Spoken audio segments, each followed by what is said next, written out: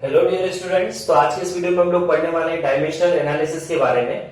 दोस्तों पिछले वीडियोस के अंदर हम लोगों ने देखा है कि फिजिकल वर्ल्ड क्या होता है। फिजिकल वर्ल्ड मतलब क्या, study of all the things around us, ठीक है। नेचुरल और नेचुरल फिनोमेना की स्टडी को हम क्या बोलते थे, फिजिक्स। फिर हमने देखा कि फिजिकल वर्ल्ड के अंदर अलग अलग टाइप की क्या होती है, आपकी डिफरेंट टाइप की क्वांटिटीज होती है, लाइक मास हो गया, लेंथ हो गया, टाइम हो गया, speed, velocity, force, acceleration and so on, ठीक है।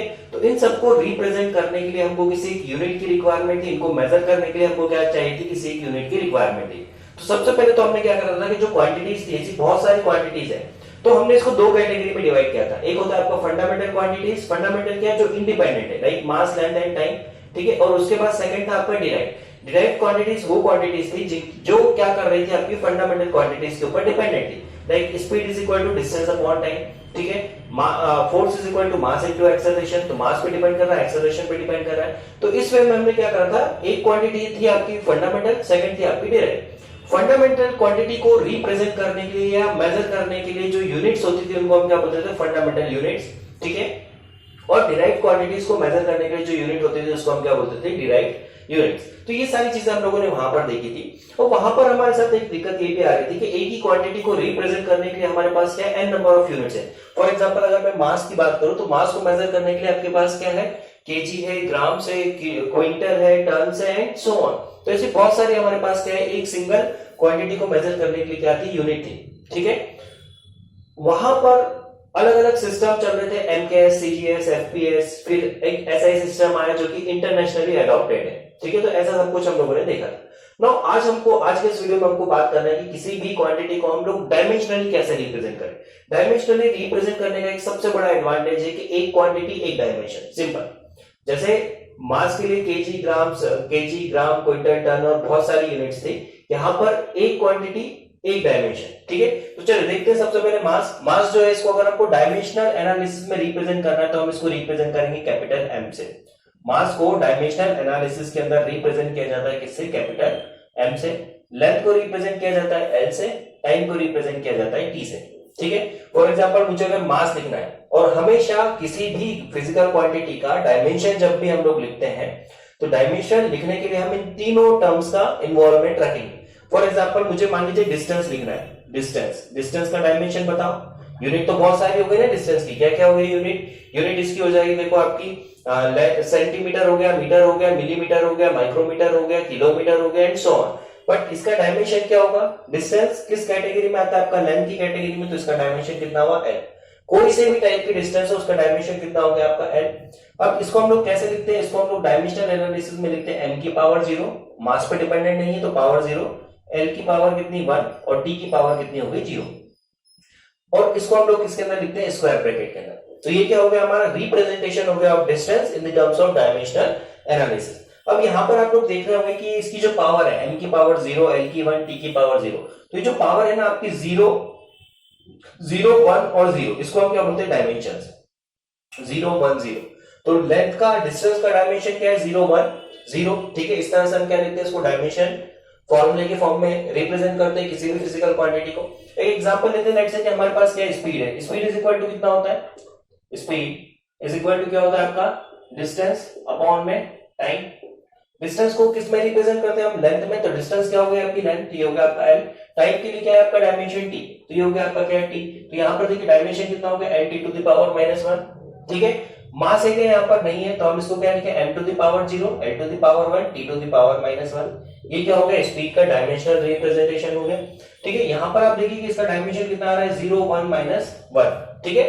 तो 0, 1, -1 क्या रिप्रेजेंट कर रहा है, स्पीड का डायमेंशन। ये हमारी एक फंडामेंटल क्वांटिटी थी, डिस्टेंस मतलब क्या, फंडामेंटल क्वांटिटी। तो फंडामेंटल क्वांटिटी का डायमेंशन कितना आ गया आपका l, ठीक है। सिंपल यहाँ पर डिस्टेंस का, ये क्या आपकी डिराइव्ड क्वांटिटीज है, तो डिराइव्ड क्वांटिटी का भी हमने क्या निकाला, डायमेंशन निकाल लिया। अब देखिए यहाँ पर फंडामेंटल क्वांटिटी का भी डायमेंशन निकाला जा सकता है, डिराइव्ड क्वांटिटी का भी डायमेंशन निकाला जा सकता है। तो इस डायमेंशनल फॉर्मूले से हमको क्या पता चला, इस डायमेंशनल फॉर्मूले से हमको पता चला कि स्पीड जो है हमारी किसके ऊपर डिपेंड कर रही है, देखो लेंथ के ऊपर डिपेंड कर रही है, लेंथ की पावर 1, ठीक है, और टी टू द पावर -1, मतलब टी के इनवर्सली रिलेटेड है हमारी क्या, स्पीड, ठीक है। सेम वे में अगर हम वेलोसिटी निकालते हैं, देखो वेलोसिटी इज इक्वल टू क्या होता है, बता दो फटाफट, displacement upon time. Velocity is equal to कितना हो गया आपका, डिस्प्लेसमेंट अपॉन टाइम। डिस्प्लेसमेंट क्या है, डिस्प्लेसमेंट अगेन क्या है आपका लेंथ, तो डिस्प्लेसमेंट को हमने क्या लिखा, लेंथ। टाइम ये हो गया आपका टाइम, के लिए टी। तो इसका जो डायमेंशन है वो कितना आ रहा है, n t to the power -1। इसको भी हम क्या लिखेंगे, m to the power 0, n to the power 1, t to the power -1। यहां पर देखिए इसका डायमेंशन कितना आ रहा है, 0 1 -1। ठीक है, तो स्पीड और वेलोसिटी दोनों का डायमेंशन क्या है, यहां पर सेम है, बिकॉज दोनों सेम टाइप की फिजिकल क्वांटिटीज के ऊपर डिपेंड कर रही है। भले ही नाम अलग अलग है, यहां पर हम डिस्टेंस यूज कर रहे हैं, यहां पर हम डिस्प्लेसमेंट यूज कर रहे हैं, बट डिस्टेंस और डिस्प्लेसमेंट दोनों किसको रिप्रेजेंट करता है, आपको लेंथ को रिप्रेजेंट करता है।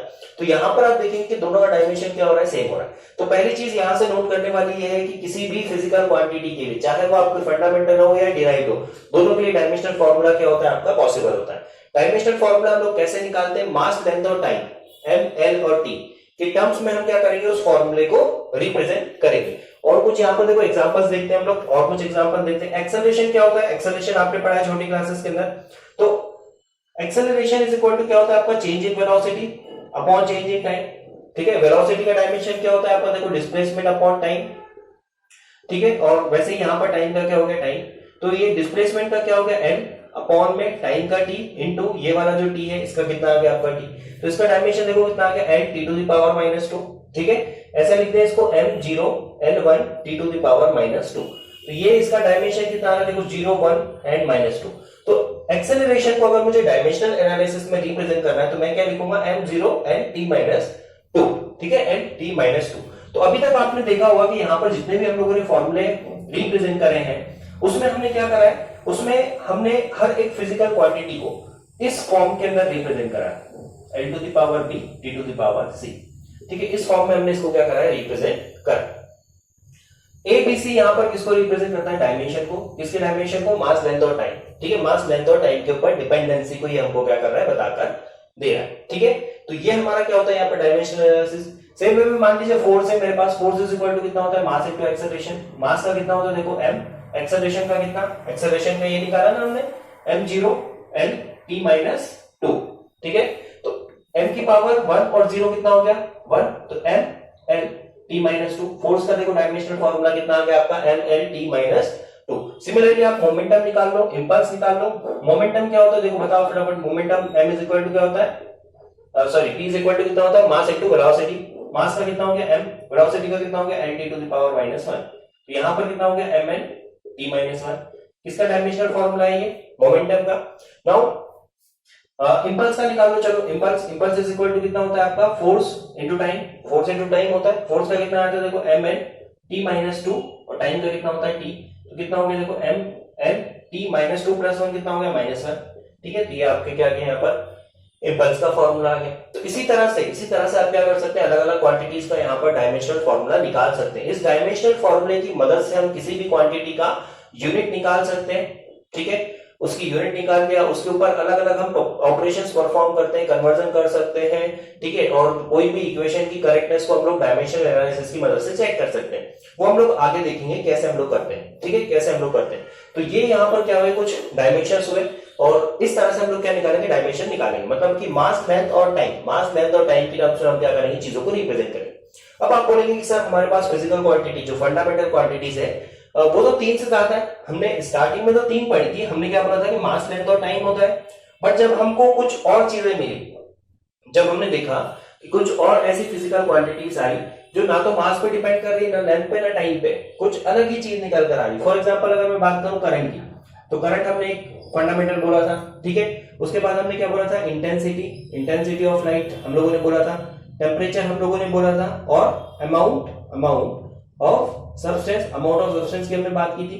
तो अब अगर ये टर्म्स भी आती है किसी फॉर्मूले में, तो करंट के लिए हम लोग डायमेंशन जो यूज करने वाले हैं वो कितना होगा आपका, ए फॉर क्या हो गया यहाँ पर, एम्पेयर। इंटेंसिटी के लिए हम लोग यहाँ पर क्या यूज करेंगे, CD। इसकी जो यूनिट होती है वो होती है कैंडेला। तो डायमेंशन में हम इसको CD से यूज करेंगे। टेम्परेचर अगर आता है तो उसको हम K लिखेंगे। ठीक है, और अमाउंट ऑफ सब्सटेंस आता है तो उसको हम क्या लिखेंगे, MOL, मोल।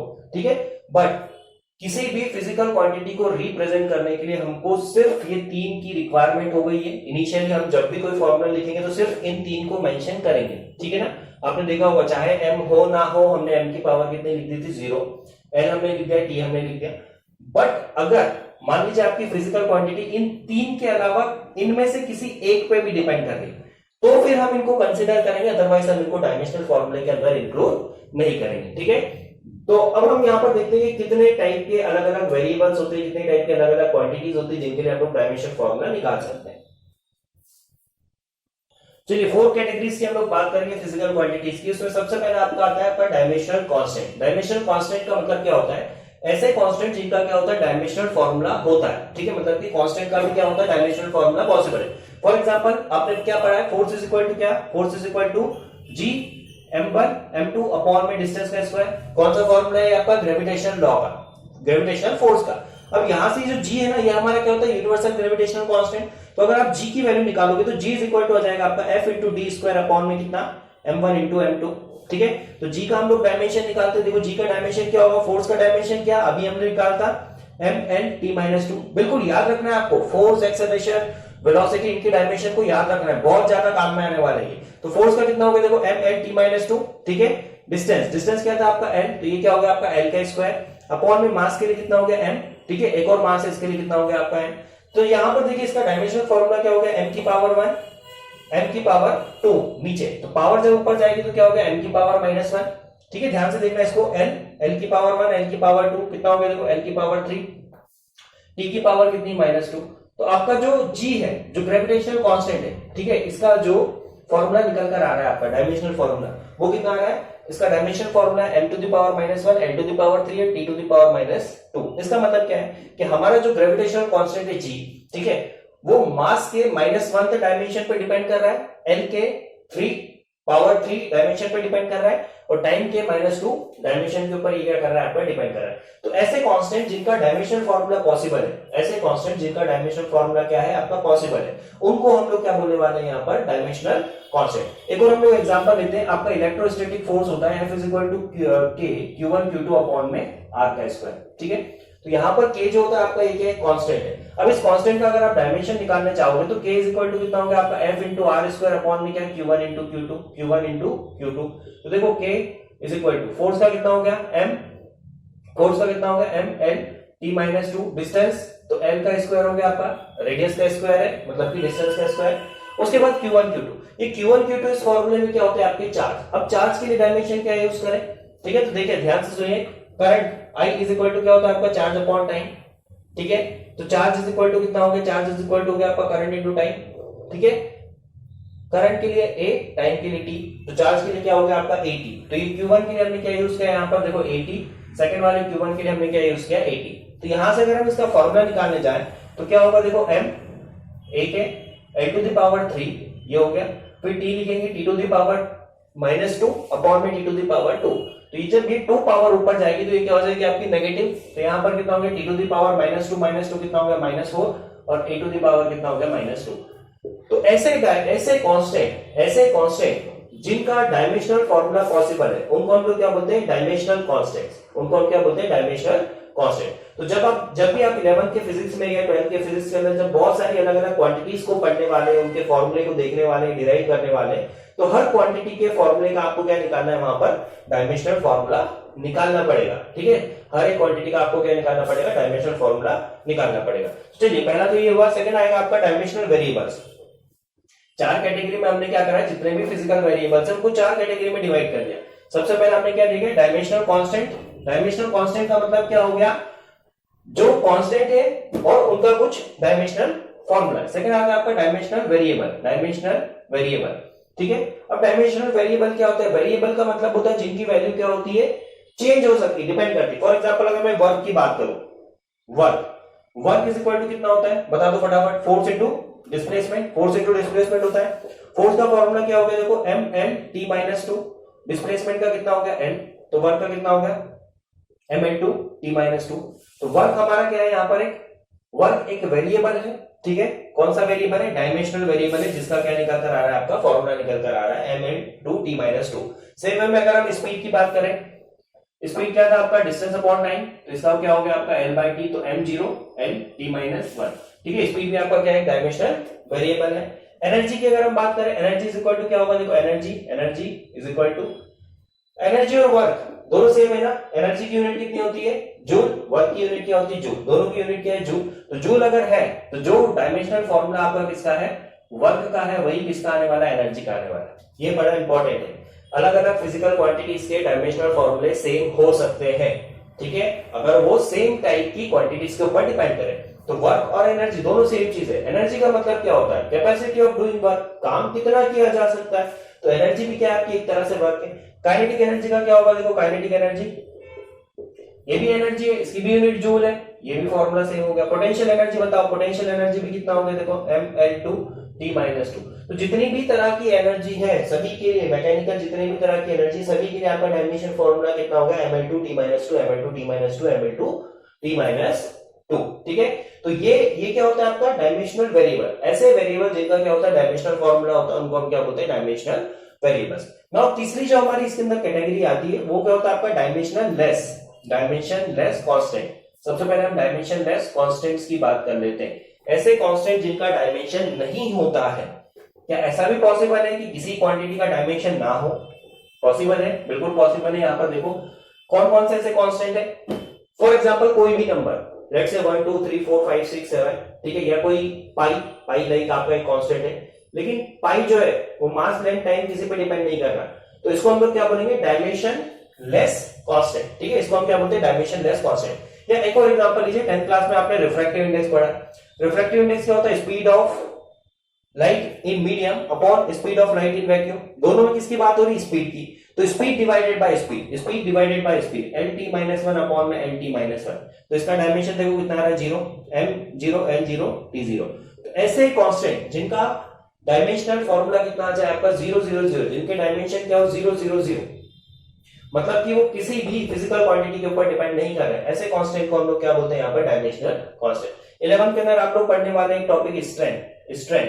स्ट्रेंथ क्या होता है आपका? Change in length upon length, या फिर change in area upon area, या फिर change in volume upon volume. तो यहाँ पर देखिए चेंज इन लेंथ क्या होगा? इसका डायमेंशन l, और लेंथ का भी कितना होगा? l। तो l बाय l कितना हो गया आपका? देखो 0, तो m0 l0 t0। तो ऐसे जो आपके कांस्टेंट्स होते हैं, ठीक है, ऐसे जो कांस्टेंट्स होते हैं इनको हम लोग क्या बोलते हैं? डायमेंशन लेस कांस्टेंट, जिनका डायमेंशनल फॉर्मूला क्या आता है आपका? 0 0 0। एंड नाउ फोर्थ वाला जो हमारे पास है वो क्या आएगा आपका? Dimension less variables. Dimension less variables, ऐसे वेरिएबल्स जो कि डायमेंशन लेस है। वेरिएबल का मतलब क्या है? जिनकी वैल्यू आपकी कांस्टेंट नहीं है, फिक्स नहीं है। चलिए डायमेंशन लेस वेरिएबल्स की हम लोग बात करते हैं। तो ऐसे वेरिएबल जिनका डायमेंशन क्या होता है? 0, ठीक है। डायमेंशन 0 कैसे होगा? देखो डायमेंशन 0 कब होता है? अभी हमने पिछले केस में देखा, जैसे कि हमने रिफ्रैक्टिव इंडेक्स की बात करी, तो वहां पर क्या था? Speed divided by speed. तो स्पीड डिवाइडेड बाय स्पीड दोनों सेम फिजिकल क्वांटिटी थी, इसलिए डायमेंशन क्या हो गया? 0। तो ऐसे जितने भी वेरिएबल है जिनका जो रेशियो है, जिनका जो रेशियो के फॉर्म में अगर उनका फॉर्मूला है और उसके अंदर दोनों क्वांटिटी क्या आपकी सेम टाइप की है, तो उनका डायमेंशन कितना हो जाएगा? 0। फॉर एग्जांपल स्पेसिफिक ग्रेविटी की अगर हम बात करें, तो स्पेसिफिक ग्रेविटी आपकी क्या होती है? यहाँ पर specific gravity is equal to density of body upon density of water, density of body upon density of water at 4 degree Celsius. तो यहाँ पर देखिए डेंसिटी अपॉन डेंसिटी, डायमेंशन कितना हो गया? 0। डेंसिटी का डायमेंशन फॉर्मूला क्या होता है? डेंसिटी इज इक्वल टू होता है आपका मास अपॉन वॉल्यूम, ठीक है, ये भी क्या हो गया आपका? Mass upon volume. मास के लिए डायमेंशन क्या होगा? m, वॉल्यूम के लिए कितना होगा? वॉल्यूम मतलब l cube, LBH, length into breadth into height, ये क्या हो गया आपका? l का क्यूब अपॉन में देखिए मास l का क्यूब। इसको जब आप कैंसिल करेंगे तो कितना आएगा? m0 l0 t0, ठीक है। उसके बाद अगर हम बात करें स्ट्रेंथ की, ठीक है, स्ट्रेंथ हमारा क्या होता है? यहाँ पर डायमेंशन लेस वेरिएबल होता है। पिछले उसमें मैंने आपको बताया कि डायमेंशन लेस कांस्टेंट होता है, जो कि गलत है, ठीक है, क्योंकि स्ट्रेंथ जो होता है ना डेल्टा L बाय L, अलग अलग मटेरियल के लिए इसकी वैल्यू अलग अलग होगी, तो ये कोई कांस्टेंट नहीं है, ठीक है। तो इसको आप करेक्ट कर लीजिएगा कि स्ट्रेंथ क्या आपका यहाँ पर एक डायमेंशन लेस वेरिएबल। यहाँ पर देखिए क्या हो गया? डेल्टा L बाय L, तो L बाय L कितना हो गया आपका? 0 0 0।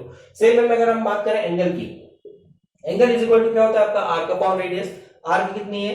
आर्क मतलब क्या? लेंथ, ठीक है, कर्व सरफेस की लेंथ। तो आर्क क्या हो गया? लेंथ, और अपॉन में रेडियस, रेडियस में कितना होता है? लेंथ, तो लेंथ से लेंथ कटा तो कितना आ गया? m0 l0 t0। तो इस तरह से हमने चार तरह के डायमेंशनल वेरिएबल्स देखे, डायमेंशन चार तरह की फिजिकल क्वांटिटीज देखी। एक होता है आपका dimensional constant, dimensional variables, dimension less variable, dimension less constant, ठीक है। तो यहां से हमको ओवरऑल ये समझ में आया कि जितनी भी टाइप की फिजिकल क्वांटिटीज है सभी को हम लोग किसकी टर्म्स में रिप्रेजेंट कर सकते हैं? डायमेंशनल फॉर्मूले की टर्म्स में रिप्रेजेंट कर सकते हैं, ठीक है। और डायमेंशनल फॉर्मूले की सबसे यूनिक चीज क्या है? यहाँ पर एक क्वांटिटी एक डायमेंशन, सिंपल सा लॉजिक है। अगर कोई मास की बात कर रहा है ना, किसी भी फॉर्म में मास की बात करे, उसका डायमेंशन क्या होगा? m। लेंथ की बात कर रहा है, चाहे वो आपका डिस्टेंस हो, डिस्प्लेसमेंट हो, आर्क हो या एनीथिंग हो, लेंथ की अगर बात हो रही है तो उसके लिए एक सिंगल डायमेंशन होगा जो कि क्या होगा आपका एल। अब ये जो डायमेंशनल फॉर्मूले होते हैं, डायमेंशनल इक्वेशन होती है, इसकी मदद से हम क्या कर सकते हैं, बहुत सारी चीजें अलग अलग इसके एडवांटेजेस होते हैं। लाइक कोई इक्वेशन हमको दे रखी तो वो करेक्ट है या नहीं है उसको हम लोग चेक कर सकते हैं, ठीक है।